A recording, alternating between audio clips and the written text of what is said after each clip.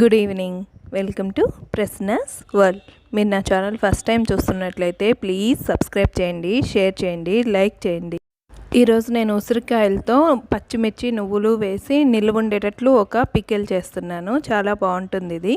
ముందుగా ఉసిరికాయలని నీట్గా కడుక్కునేసి 1-2 సార్లు బాగా తుడిచి బాగా ఆరబెట్టుకోవాలి. వాటర్ అనేది ఉండకూడదు. తర్వాత నువ్వుల్ని వేయించుకోవాలి. నేను ఒక 100 గ్రామ్స్ వాడాను నువ్వులు. మీకు గ్రేవీ ఎక్కువ కావాలంటే ఎక్కువ నువ్వులు వాడుకోవచ్చు.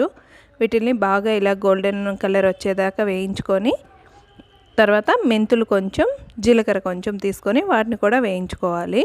నేను ఆవాలు వేయట్లేదు, నువ్వులు ఆల్రెడీ వేడి కదా, ఆవాలు కూడా ఇంకొంచెం వేడి అవుతుందని వేయలేదు. వీటన్నిటిని చల్లారనివ్వాలి.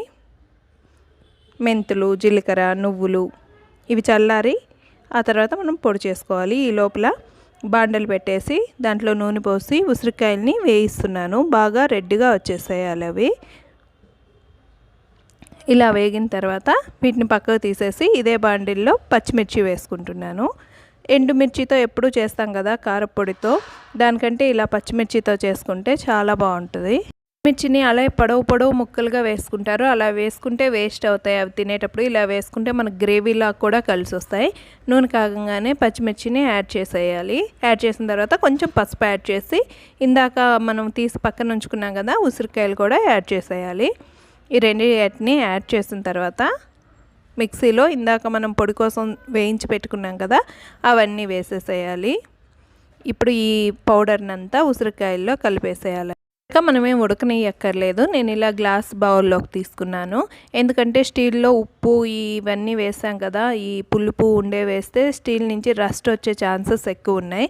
స్టీలు మామూలుగా మాంగనీస్ నికెల్తో ఉంటుంది కాబట్టి రస్ట్ అయ్యే ఛాన్సెస్ ఎక్కువ ఉన్నాయి కదా, అందుకే ఇలా గ్లాస్ బౌల్లో తీసుకున్నాను. రెడీ అయిపోయింది మన ఉసిరి పచ్చడి.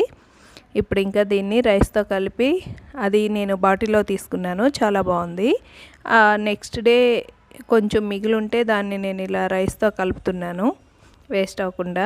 మామూలుగా అయితే రోట్లో కలిపి పెడతారు కదా మన పెద్దవాళ్ళు.